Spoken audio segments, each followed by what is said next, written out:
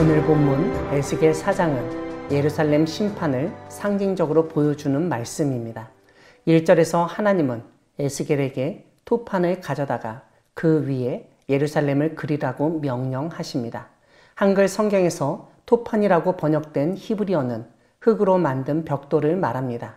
가로 세로가 각각 15cm, 25cm 이상 되는 크기라고 알려져 있습니다.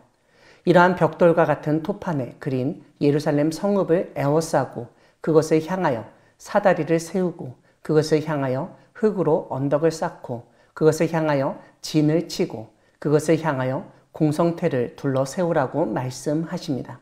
비록 토판에 그린 예루살렘이지만 그 주변에 사다리를 세우는 것은 성벽을 오르기 위한 행동인 것을 알 수 있습니다.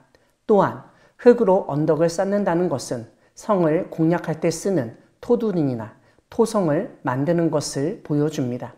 이와 함께 성벽을 허무는 공성퇴를 둘러 세우라는 것은 예루살렘을 공격하기 위한 군대의 준비 장면입니다. 3절에서는 에스겔 예언자와 예루살렘 성읍 사이에 철판을 가져다가 철벽을 삼고 성을 포위하는 것처럼 에워싸라고 하나님이 말씀하십니다.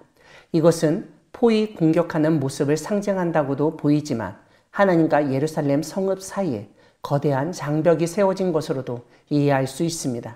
3절 뒷부분을 보면 하나님은 이것이 이스라엘 족속에게 징조가 될 것이라고 말씀하십니다. 이렇게 예루살렘 성읍이 포위 공격을 당할 것을 모형까지 만들어 상징적으로 보여주신 것은 아마도 그들이 이것을 보고 깨닫고 사태의 심각성을 파악하도록 하셨다고 볼 수 있습니다. 하지만 이스라엘은 사태의 심각성을 깨닫지 못하고 하나님이 원하시는 반응을 보이지 않았던 것 같습니다.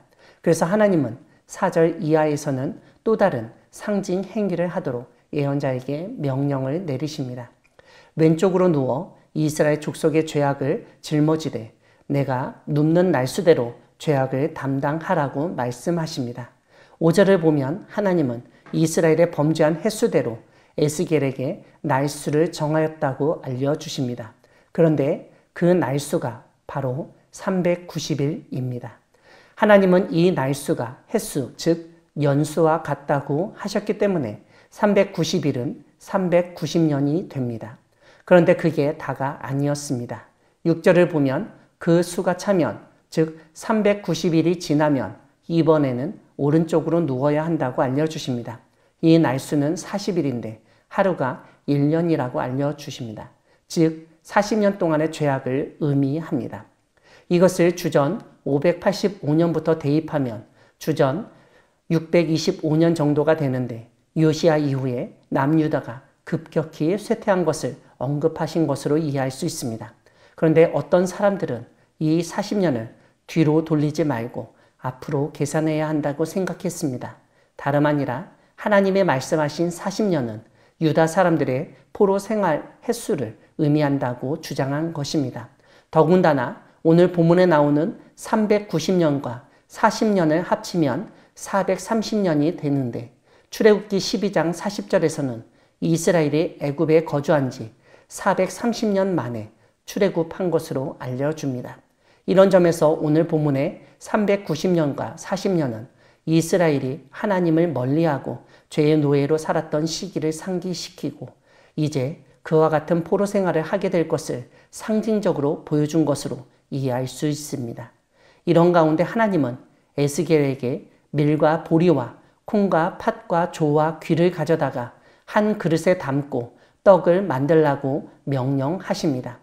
그 떡을 에스겔이 옆으로 눕는 날수, 곧 390일 동안 먹으라고 하십니다. 떡을 어떻게 만들 것인지 12절이 언급하는데 보리떡처럼 만들어 먹으라고 하십니다. 그런데 인분 불을 피워 구우라고 말씀하십니다. 율법에서 인분은 부정한 것으로 알려져 있는데 이것은 에스겔이 지금 이스라엘과 유다의 죄악을 담당하고 있기 때문에 일부러 그렇게 인분으로 떡을 굽도록 하신 것으로 이해할 수 있습니다. 그런데 이렇게 떡을 구워 먹도록 하신 것 역시 이스라엘을 위한 예언자의 상징 행동이라는 사실을 13절을 통해서 깨닫게 됩니다. 이스라엘 자손이 여러 나라로 쫓겨나서 흩어지게 되고 거기서 부정한 떡을 먹게 될 것을 상징적으로 보여주는 행동이라는 것입니다. 16절에서 하나님은 예루살렘에서 의뢰하는 양식을 끊으실 것이고 백성이 근심 중에 떡을 달아 먹고 두려워 떨며 물을 되어 마시게 될 것이라고 알려주십니다. 그래서 떡과 물이 결국 부족하여 피차에 두려워하여 떨며 죄악 중에서 쇠퇴하게 될 것이라고 선언하십니다. 사랑하는 광야교회 성도 여러분, 하나님은 예언자의 상징 행동을 통해서 심판을 미리 알려주시고 경고하시는 분이십니다. 오늘 본문에서 하나님은 토판의 예루살렘을 그리고 주위에 여러 가지를 배치시키게 하심으로써 포위 공격을 상징적으로 보여주셨습니다. 그뿐만 아니라 에스겔이 좌우로 여러 날 동안 누워서 이스라엘 족속과 유다 족속의 죄악을 담당하도록 하셨습니다. 그 날수는 출애굽하기 전 노예 생활 연수이기도 하고 앞으로 바벨론 포로 생활을 상징하기도 합니다.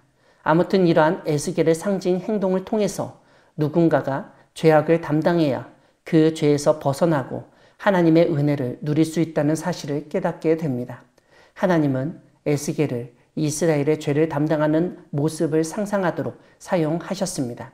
우리의 죄악을 실질적으로 담당하신 분은 예수 그리스도이십니다.